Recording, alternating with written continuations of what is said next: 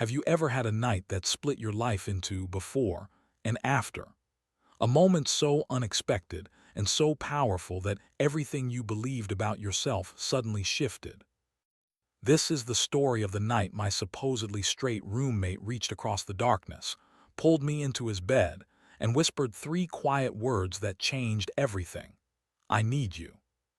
What followed wasn't just about attraction or desire. It was about honesty, vulnerability, and the courage to face the truth we had both been avoiding for far too long. Sometimes the person you've been searching for has been standing beside you the whole time. This is our story, the night everything changed. Our apartment always smelled like coffee, old books, and the warm, woodsy cologne Jake wore every day.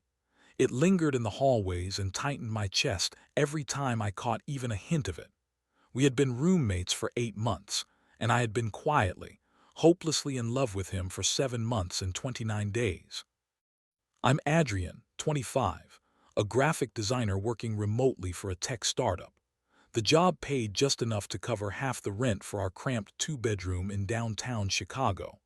I came out when I was 19, survived a handful of dating disasters, and finally reached a place where I knew who I was and what I wanted. At least I thought I did, until Jake Mitchell walked into my life at a friend's housewarming party, casually mentioned he needed a roommate, and completely turned my world upside down. Jake was the kind of person who drew attention without trying. 6'1", athletic from years of college baseball, dark hair that always fell into a perfect, effortless mess, and blue eyes sharp enough to cut right through your defenses. But it wasn't just his looks. It was his full-body laugh, the way he ran a hand through his hair when he was thinking, and the silly sticky notes he left around the apartment with terrible jokes just to make me smile. Morning sunshine. Jake called from the kitchen one Thursday as I dragged myself out of my room, barely awake. I grumbled something that sounded like a greeting and went straight for the coffee, only to find he had already poured me a cup. Black, no sugar, exactly how I liked it. It was these tiny, thoughtless gestures that slowly wore down my defenses and made my heart ache in ways I couldn't admit out loud. "Big presentation today?" he asked, leaning against the counter in a navy button-down that made his eyes look impossibly bright. He worked in marketing for a sports equipment company, which meant he looked unfairly good in business casual every single day. "Yeah, the Henderson account," I muttered, clutching the mug with both hands. 3 months of work for a 30-minute pitch. Jake's face lit up with genuine excitement. "You're going to crush it. Your designs are incredible, Adrian. They'd be crazy not to choose you." My heart did that embarrassing flutter it always did when he said my name. I hid my reaction behind a long sip of coffee. "What about you?" I asked, still drowning in that product launch. "Don't remind me," he groaned, though he was smiling.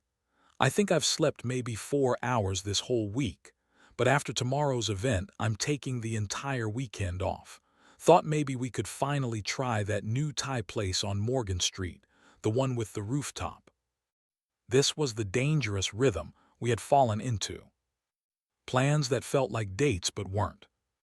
Moments that felt like a relationship but couldn't be. Jake identified as straight. He had a long-term girlfriend in college, occasionally dated women he met through work, and talked about wanting a wife and kids someday with complete confidence. Yet there were moments. A glance that lingered too long. A touch that felt too warm. A look he gave me when he thought I wasn't watching, something unreadable flickering in his eyes. But I convinced myself I was imagining it, just projecting feelings I shouldn't have. "Sure," I said casually, "sounds good." Jake grabbed his messenger bag, but before walking out, he paused, then reached out and gently squeezed my arm. "Hey," he said softly, "good luck today, not that you need it." Then he left, the warmth of his hand still burning through my shirt long after the door closed. The presentation went better than I expected. The Henderson team loved the rebrand, and by noon we had a signed contract. My boss congratulated me, hinting at a bonus. I should have been thrilled. But instead, I spent the rest of the afternoon staring at my screen, thinking about the way Jake's hand felt on my arm, and wondering if I was losing my mind. My phone buzzed. It was Maya, my best friend and the only person who knew the full tragedy of my crush on Jake. Maya, how'd it go? Me, nailed it. They loved everything. Maya, that's my boy, celebrating tonight. Me, Jake mentioned dinner this weekend. Maya, Adrian, we need to talk about this. You can't keep putting yourself through this. I stared at her message, my fingers hovering over the keyboard. What was I supposed to say? That she was right, but I didn't know how to stop hopping. Every logical part of my mind kept warning me that I was setting myself up for heartbreak, but my stubborn heart refused to listen. Me, I know I'm trying. Maya, you've been trying for 6 months. Maybe it's time to move out, get some distance. Me, maybe. But even as I typed the word, I knew it wasn't true. I wasn't going anywhere. Not yet. Not while our lives fit together so easily. Not while this quiet, comfortable rhythm between us felt too precious to walk away from, even if it was slowly breaking me. That evening, I got home before Jake, which almost never happened. The apartment felt different without him in it, quieter, emptier, like a stage waiting for its lead actor. I ordered Chinese takeout, poured a glass of wine, and settled onto the couch with my laptop, determined to work on some freelance projects and absolutely not think about my roommate. I lasted 45 minutes before I heard his key turn in the lock. Adrian, Jake's voice drifted from the entryway, but something was wrong. The usual warmth was missing, replaced with something tense and strained. In here, I called, sitting up straighter. Jake stepped into the living room, and I knew instantly that something had happened. His tie was loose, his hair messier than usual, and his eyes held a distant, unsettled look I had never seen on him before.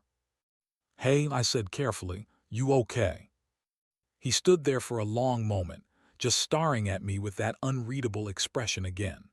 Then he walked toward the couch and sat beside me, closer than normal, close enough that our legs nearly touched. "I need to tell you something," he said, voice low and rough, "and I don't know how." My heart pounded against my ribs. A million horrible scenarios flashed through my mind. He was moving out, he'd met someone. He'd figured out how I felt, and was about to gently break my heart. "Okay," I said quietly, closing my laptop. "You can tell me anything." Jake leaned forward, elbows braced on his knees, staring at his hands. His jaw was tight, a muscle twitching beneath the skin. "I went on a date last night," he said. My stomach dropped. "With Sarah from accounting. She's nice, funny, everything I'm supposed to want." I couldn't speak. I could only wait for the inevitable. "And the whole time," he continued softly, "all I could think about was whether you'd eaten, whether you were home alone, and how much I wished I was here instead of sitting across from her at a dinner I should have wanted." The room tilted slightly, like the world had shifted under us. "Jake, I'm not finished," he said quickly, still staring down. "After dinner, she invited me back to her place, and Adrian, I couldn't do it. I walked her to her door, said goodnight, and came home. I came home hoping you were awake, just so I could see you." My breath caught. "What are you saying?" He finally turned toward me, and the vulnerability in his eyes made my chest tighten. "I'm saying I don't know what I am anymore," he whispered. "I'm saying that for the past 3 months I've been lying to myself, telling myself that what I feel around you is just friendship, just roommate stuff, but I can't stop thinking about you and it scares me." Silence stretched between us like a tightrope, fragile, dangerous, impossible to step on without risking everything. "How long?" I asked, voice shaking.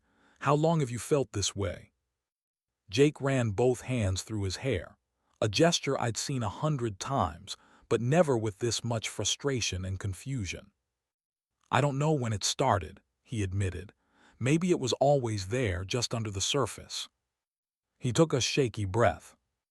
Do you remember that night 3 months ago, when we stayed up until 4 in the morning talking about everything and nothing? You were wrapped in that gray blanket, sitting in that old armchair, talking about your theory that people are made from the books they've read and the songs they've loved. I nodded, barely breathing. And I remember thinking. He stopped, shaking his head. Thinking what? I whispered, my heartbeat lodged in my throat. Thinking that I'd never felt that comfortable with anyone in my life, that I could listen to you talk for hours and never want it to end. And then you laughed at something, and I don't know, Adrian. It hit me differently. It made me feel different. I remembered that night too. It was the first time I admitted to myself that I wasn't just crushing on him. I was in real danger of falling in love. Why didn't you say anything? I asked. Because I was terrified, Jake said simply. I spent 27 years being one thing, knowing who I was, and suddenly I didn't know anymore. Every time I tried to understand what I was feeling, my brain shut down and threw up every defense it had. You went on dates, I said softly. You tried to force yourself into the life you knew. I did, he admitted, but every single time all roads led back to you. The air between us felt charged, hope and fear twisting together. I wanted to reach for him, close the space, but old wounds held me back. Years of protecting myself, the fear of misreading everything, the fear of losing what we had. Jake, I said gently, I care about you more than I probably should, but I can't be someone's experiment. I can't be the person you test your feelings on, only for you to realize later that it was just confusion or a phase. I've been hurt that way before. I can't go through it again. Something fierce flashed in Jake's eyes. You think that's what this is? He asked. I don't know what this is, I admitted.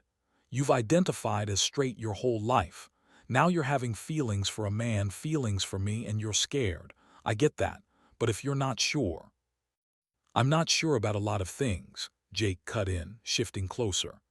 I don't know what label fits me now. I don't know what this means for my future, or how to tell anyone, or how to deal with the 1,000 thoughts running through my head.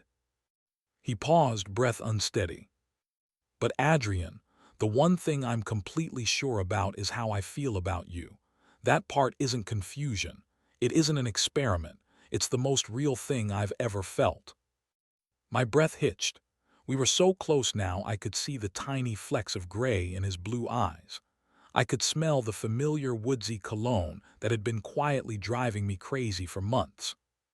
What do you want from me? I whispered. Jake's hand lifted slowly, hovering in the space between us, trembling. I want to see where this goes, Jake said quietly. I want to stop running from what I'm feeling. I want. He swallowed hard. I want to know if you feel it too, or if I've completely misunderstood everything between us. A shaky laugh escaped me, half relief and half disbelief. Jake, I've been half in love with you since the day you moved in. I've spent months watching you date other people while trying to convince myself that what we had was just friendship, because that's all it ever could be. Half in love? Jake asked gently, a small smile pulling at his lips despite the intensity of the moment. Fine, I corrected with a helpless breath. Hopelessly, embarrassingly, completely in love. Better. Actually, yeah, Jake said softly. His smile widened, real, warm, beautiful. It makes me really happy. He closed the little space left between us, lifting his hand to cup my cheek with a tenderness that hit me so hard my eyes stung. His thumb brushed lightly across my skin, and I leaned into his touch instinctively, letting myself feel the moment I'd dreamed of for so long. Adrian, he whispered, and my name had never sounded like that before, like a promise, like something sacred. Can I? Yes, I breathed before he could even finish. But he didn't kiss me. Not yet. Instead, he rested his forehead gently against mine, our breaths mingling, the tension stretching between us until it was almost too much to bear. I'm scared, he admitted, voice raw. I'm scared I'll mess this up. Scared I don't know how to do this. Scared of what it means for everything. I'm scared too, I confessed. But Jake, I'd rather be scared with you than feel safe without you. Something in his expression shifted then. Relief, courage, maybe even wonder. And finally, he closed the last inch between us. The kiss was soft, hesitant, almost questioning. Not the dramatic, sweeping moment I'd always imagined, but something gentler, more vulnerable. Two people reaching for each other in the dark, trying to figure out what came next. His lips were warm, careful, and when I kissed him back, letting him know it was okay, that I wanted this too, I felt him melt into it, deepening the kiss with growing certainty. Time felt suspended. No past, no future, no fear. Just us. Just truth. Just the overwhelming rightness of finally stopping the lies we told ourselves.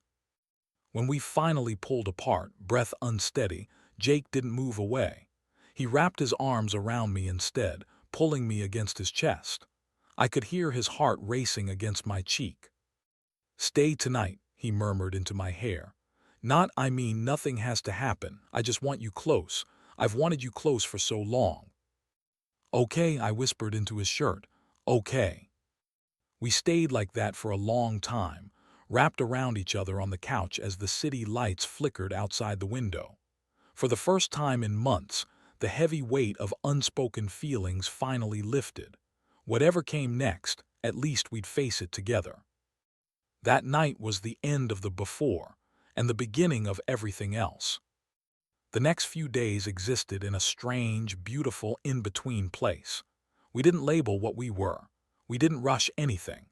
We just let things unfold naturally, like learning a new language alongside someone who was just as unsure and just as willing as you. We sat closer on the couch, sometimes talking, sometimes just sharing quiet. Jake would reach for my hand without thinking while we watched TV, threading our fingers together like it was the most natural thing in the world. I'd wake up to small good morning texts, even though he was only in the next room. Messages that meant I'm thinking about you without needing to say it. But we hadn't kissed again since that first night. Hadn't pushed further. It felt like we were both waiting for courage, for certainty, for the right moment.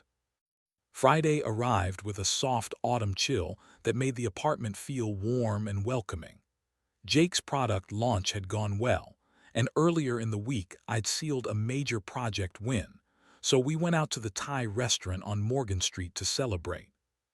The rooftop was glowing under a web of string lights. The city spread around us like a sparkling backdrop.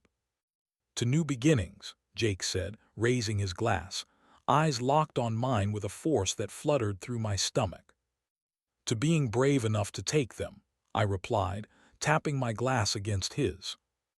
Back at the apartment, full of good food and warm from wine, we washed dishes together. He washed, I dried. The golden kitchen light made everything feel soft and safe, domestic in a way that wrapped itself around my heart. I talked to Maya today, I said, sliding a plate into the cabinet. She invited us to her Halloween party next month, both of us, together. Jake's hand stilled in the sink. As together, I clarified gently, if you want. No pressure. I know this is all new, and if coming out, if that's even something you want to do, feels too big, we can just go as roommates, or we can skip it entirely. He stared at the plate in his hands like it held something he was trying to figure out. I want people to know, he said, finally surprising me. Not everyone, not all at once, but Maya knows, right, about how you feel. Present tense, I said with a small smile. And yeah, she knows. She won't judge you, Jake. She's good people. Then yeah, Jake said, meeting my eyes. Let's go together, as together, whatever that looks like when the time comes. The quiet courage of it, the way he was choosing honesty instead of fear, made my chest ache with something deep and grateful. Okay, I whispered, together. That night I couldn't sleep. My mind kept replaying the evening, the way his fingers brushed mine, the look in his eyes when he said he wanted people to know about us. It all felt too good, too unreal, like I'd wake up and find it had been a dream. Around 3 in the morning, I finally gave up on sleep. I grabbed my sketchbook from the nightstand, an old habit from my art school days that never left me, and quietly walked to the living room. I didn't want to wake Jake with my restlessness. The apartment was dark except for the soft bluish streetlights slipping through the windows. I curled up in the worn-out armchair Jake always teased me about, wrapped a gray blanket around my shoulders, and began sketching without any real intention. My hand moved on its own, and after a while I realized I was drawing Jake's face. The curve of his smile, the way his hair fell across his forehead, the focus in his eyes when he looked at me. Couldn't sleep either. I jumped at the sound of Jake's voice and nearly dropped my sketchbook. He was standing in the hallway, wearing only sweatpants, his hair messy and adorably ruined by sleep. "Sorry," I whispered, quickly closing the sketchbook. "Did I wake you?" "No," he said, walking toward the couch. "I've been awake for a while, my brain won't shut off." "Want to talk about it?" Jake sat there quietly thinking, the dim light softening his expression. "I called my sister tonight," he finally said. My heart tightened. Jake was incredibly close to his sister, Emily. She lived in Boston with her husband and their toddler, and from everything Jake had ever told me, she was his favorite person in the world. "How did it go?" I asked gently. "I didn't tell her everything," he admitted. "But I told her I have feelings for someone, and it's complicated, and I'm scared." "What did she say?" A small smile appeared on his lips. "She said she's been waiting for me to figure it out for months. Apparently the way I talk about you made it pretty obvious, even if I was too stubborn to see it." Warmth spread through my chest. "She knew about me." "Not details," Jake said softly, "but yeah, she knew. And Adrian." His voice grew even softer. "She said she's happy for me. She said anyone who brings out that much life in my voice must be someone special. Gender doesn't matter." My eyes stung unexpectedly.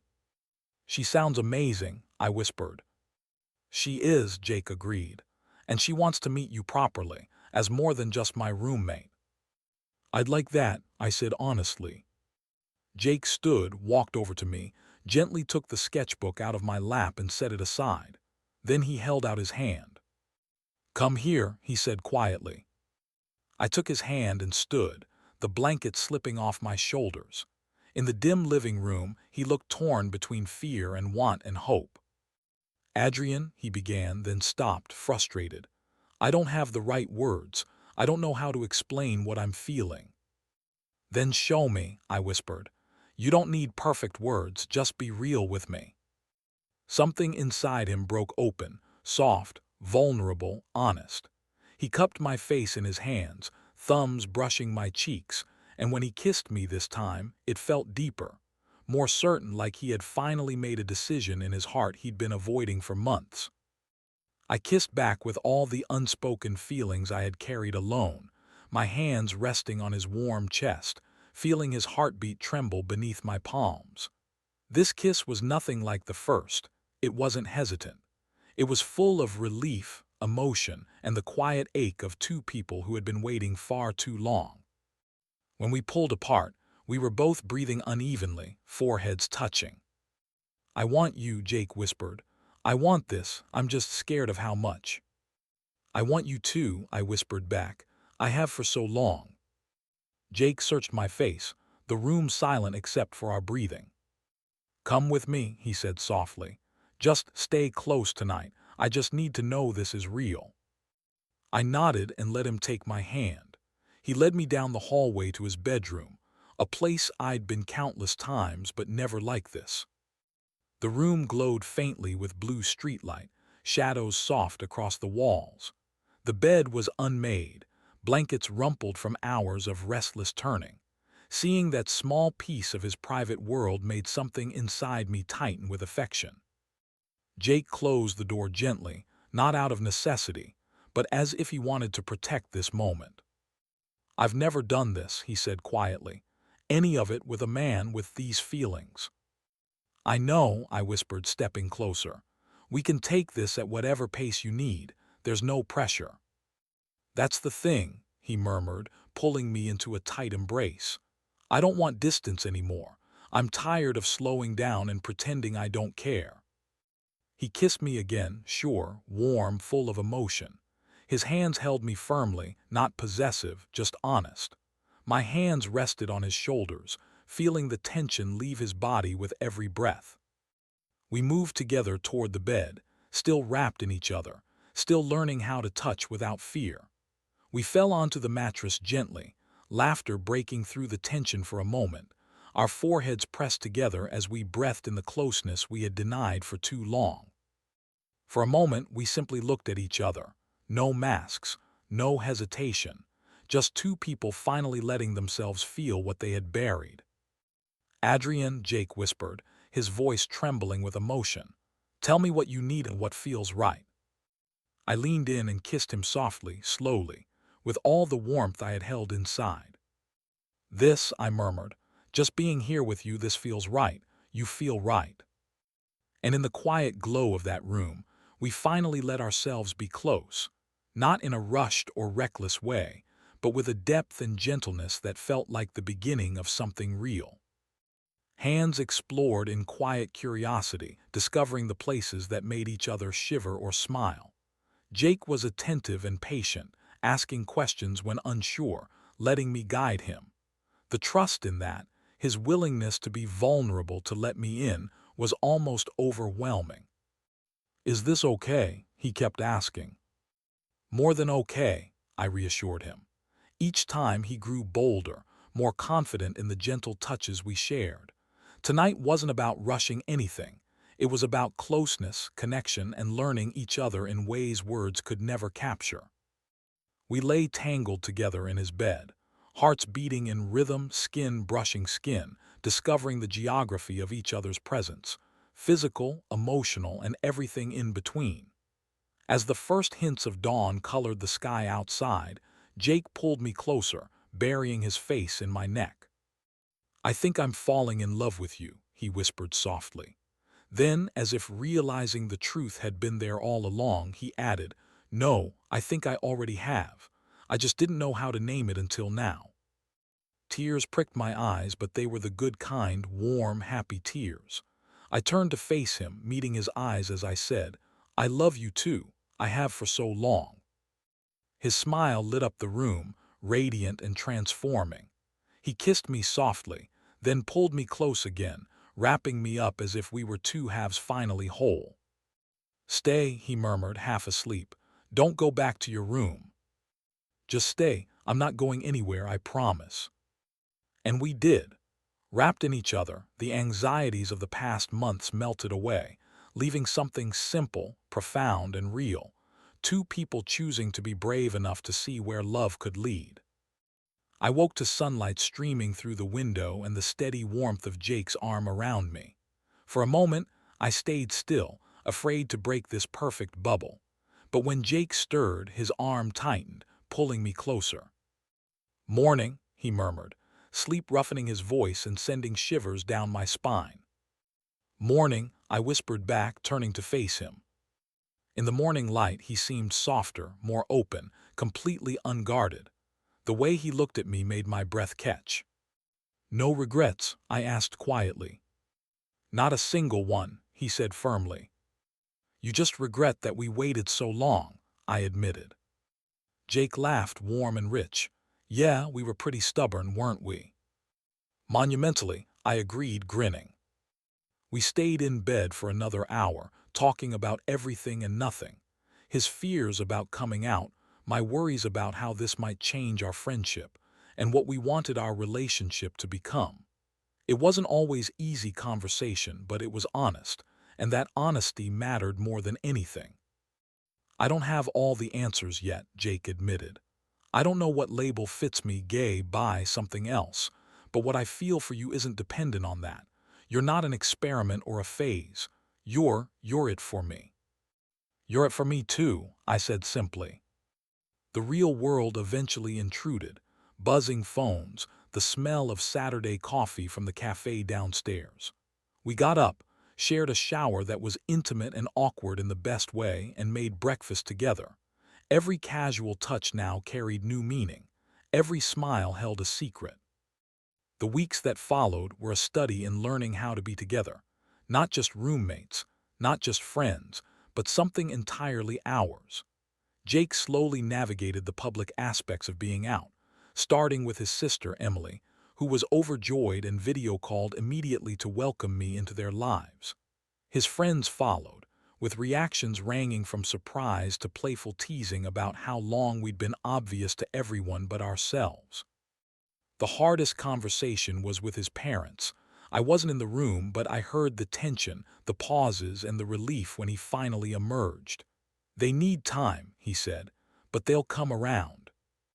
"They care about you," I said, hugging him tight. "Yes, they do. And so do I," he replied, smiling against my shoulder. We introduced ourselves as a couple at Maya's Halloween party, playing with playful roles that mirrored our humor and closeness. Work continued as usual, but our apartment transformed into a home, a place full of jokes, warmth, and quiet shared moments. Of course, it wasn't always smooth. About 6 weeks in, Jake had a minor panic at a local sports bar. A small, casual touch, the kind we'd always shared, suddenly felt overwhelming in the public setting. And I realized that growing together meant being patient, attentive, and always present for each other, no matter the setting. One of Jake's colleagues, a guy named Brad from sales, had made an offhand comment. "You two seem really close," he said, a smirk on his face that could have been innocent or loaded. Jake had frozen completely, his body stiff. "We're just roommates," he said flatly, in a way I'd never heard before. The rest of the evening, Jake was distant, quiet, withdrawn. On the Uber ride home, he pressed against the opposite door, staring silently out the window. My stomach churned with worry, but I gave him space, waiting until he was ready to talk. Once we got home, Jake went straight to his old bedroom, the one that had become more of a storage space than a room we shared. The door clicked shut, and it felt like a wall had gone up between us. I stood in the hallway for a long moment, torn between giving him space and not letting fear drive a wedge between us. Finally, I knocked softly. "Jake, can we talk?" Silence. "I'm coming in," I said gently, opening the door. He sat on the edge of the bed, head in his hands, shoulders tense. When he looked up, the mix of fear, shame, and confusion in his eyes broke my heart. "I panicked," he said simply. "Brad's comment, and suddenly I was terrified of what people would think, of how everything might change. I just froze, Adrian. I couldn't handle it." "Hey," I interrupted, kneeling in front of him and taking his hands. "It's okay to be scared. This is all new. You don't have to be comfortable with everything right away." "But I hurt you," he whispered, anguish in his voice. "When I said we were just roommates, it was like what we have didn't matter." "It stung," I admitted. "But I understand, Jake. Coming out isn't a straight path. There will be moments you're not ready, and that's okay. What isn't okay is shutting me out when you're scared." He rubbed his face, frustrated. "I don't know how to do this, how to be comfortable in a world where I've always been seen as straight. It feels like I don't know who I'm supposed to be anymore." "You're supposed to be Jake," I said firmly. "The same person you've always been. The only difference is that now you're honest about who you love. That doesn't erase anything else about you." "What if it does?" he asked, his voice cracking. "What if people only see that now? What if my family can't accept it? What if it affects work?" His fears were real and I couldn't dismiss them. "Some of that might happen," I acknowledged. "It's not fair, but it's possible. But Jake, you're not alone. You have me. You have Emily. You have friends who already love you as you are. And more importantly, you have yourself, the version of yourself that's finally being honest." Jake was quiet, absorbing my words. Then he slid off the bed, kneeling in front of me and cupping my face in his hands. "I'm sorry," he whispered. "I'm sorry I pulled away, made you feel like you don't matter. when you're the person who matters most. I know you're sorry, I said softly, and I forgive you, but we need to figure out how to communicate when you're scared instead of shutting down. I can't help if you lock me out. You're right, he admitted. It's an old habit. When things overwhelm me, I isolate. I've always done that. Then let's work on new habits, I suggested. He hugged me tightly, and we stayed like that on the floor for a long while. When we finally pulled apart, something had shifted, a deeper understanding, a commitment to face the hard moments together rather than running from them. Come back to our room, he asked quietly. I don't want to sleep alone tonight. Our room, I repeated, liking the sound of it. Yeah, let's go there. After that night, Jake made an effort to be more open, pushing himself in small, manageable ways. He held my hand when we walked through the neighborhood. He updated his social media, posting a photo of us together, smiling, arms around each other. The caption was simple, happy with this one. The responses were mostly positive, though a few silences and unfollows stung. Still, he didn't let that define the experience. You know what's weird? He said one evening as we scrolled through comments. I was terrified of what people would think, and most of them are just happy for me. It's not nearly as dramatic as I imagined. Coming out is different for everyone, I reminded him. You're lucky to have such a supportive circle. I know, he said, kissing my temple, and I don't take it for granted. Thanksgiving approached, and with it, a decision we'd both been weighing. Would Jake go home to Michigan, and should I go with him? I want you there, Jake said, hesitant, but I don't want to make things uncomfortable if my parents are still adjusting. Have you talked to them since you came out? I asked. My mom's been trying. She asks about you. Dad's quieter, but he hasn't shut me out. I think they just don't know what to say. Maybe meeting me will help, I suggested.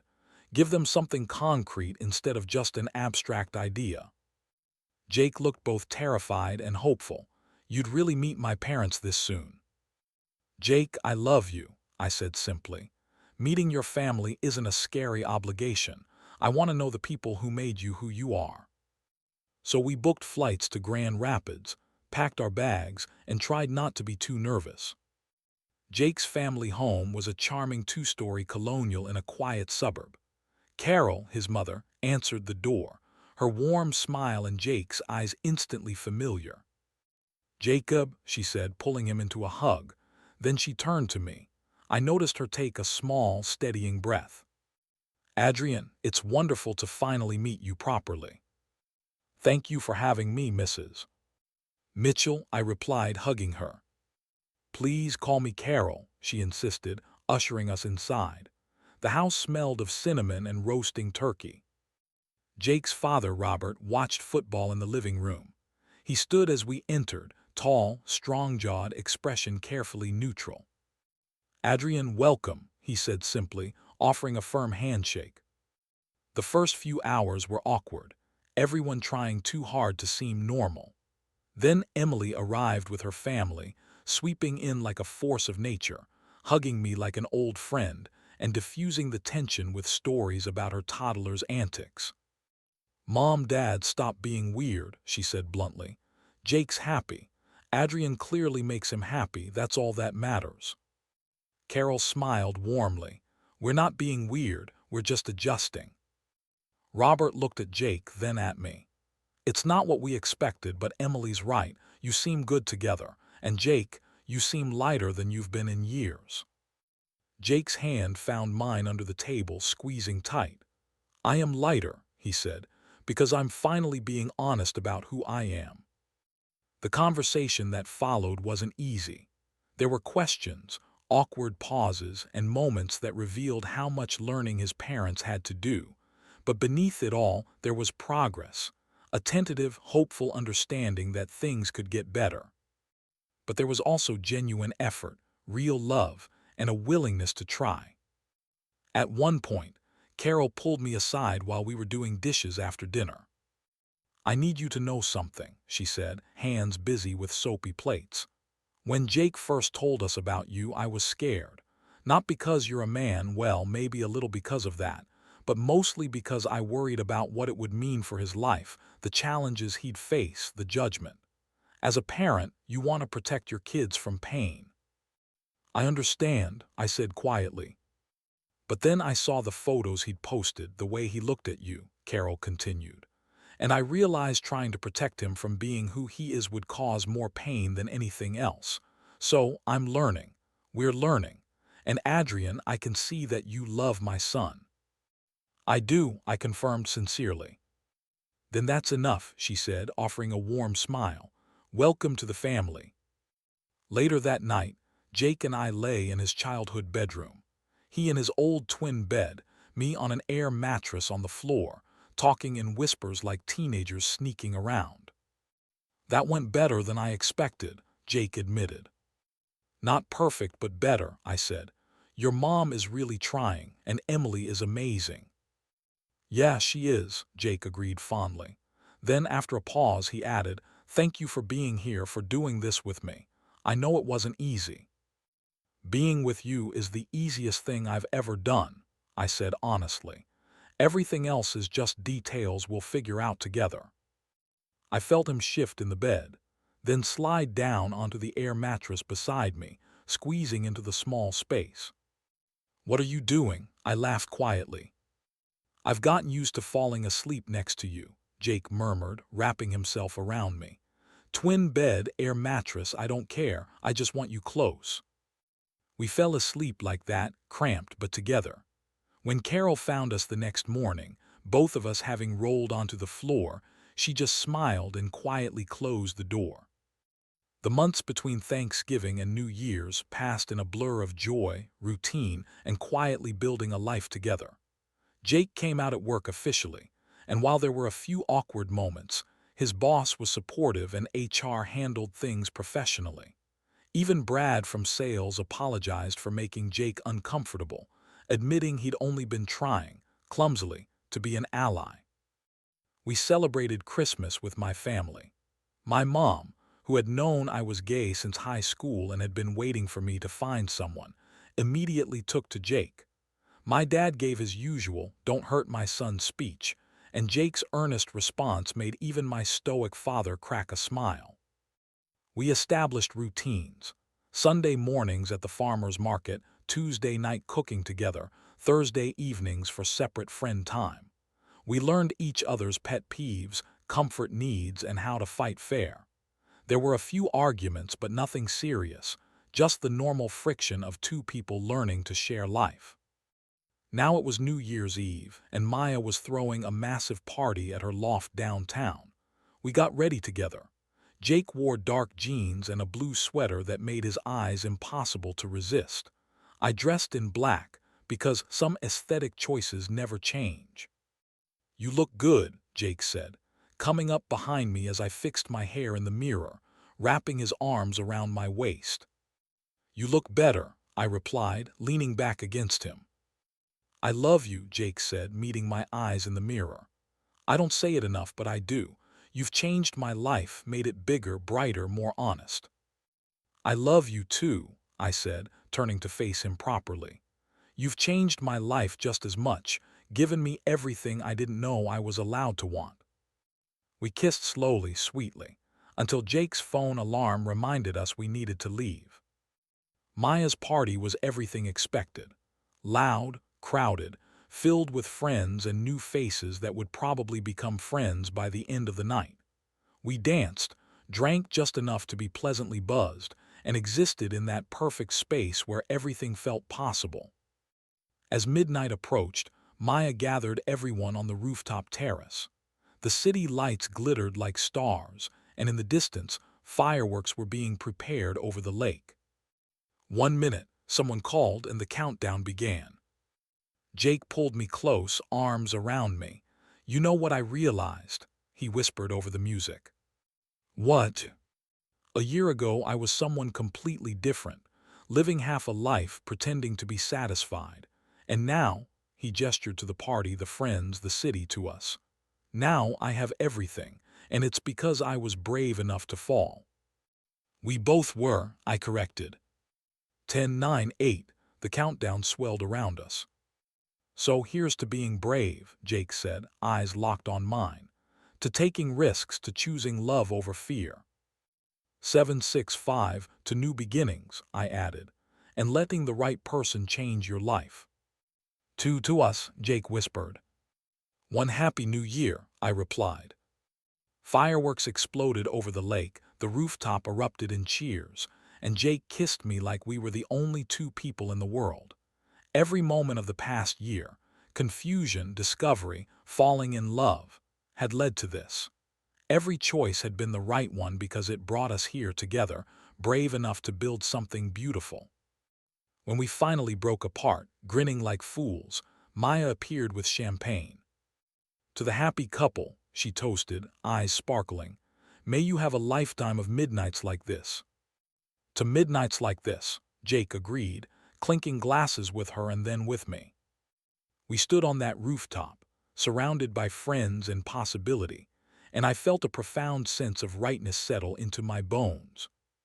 This was my life now, beautiful, messy, honest, with someone who loved me enough to face his fears. Someone who had pulled me into his bed, into his heart, and changed everything. The extraordinary eventually becomes ordinary.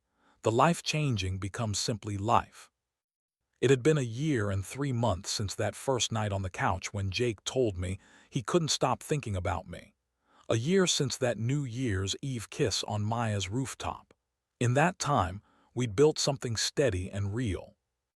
We'd moved to a bigger apartment, still roommates, still best friends, but now with only one bedroom because neither of us could imagine sleeping apart. Jake embraced his bisexual identity fully, finding community and mentoring LGBTQ plus youth. I'd gotten a promotion. We adopted a rescue cat, Waffles, who immediately claimed Jake as his favorite human, much to my mock offense. We planned trips to visit Emily, started talking about moving in together officially, buying a home, a terrifying but inevitable adult commitment. We argued over dishes, fancy coffee beans, and Friday night movie choices. We were normal, beautifully, perfectly normal. But on quiet Sunday mornings, tangled together in sunlight, with Waffles purring between us, Jake would look at me with the same wonder he'd had in the beginning. "That night I pulled you into my bed, everything changed," he'd say. "Best decision you ever made," I'd tease. "Best decision we ever made," he'd correct, leaning down to kiss me, brave enough to fall. And lying there in our home with our future stretching ahead, I knew, being brave enough to fall, to trust, to love honestly had given us everything. The extraordinary had become ordinary, and the ordinary had become extraordinary. And somehow, that felt like the greatest magic of all.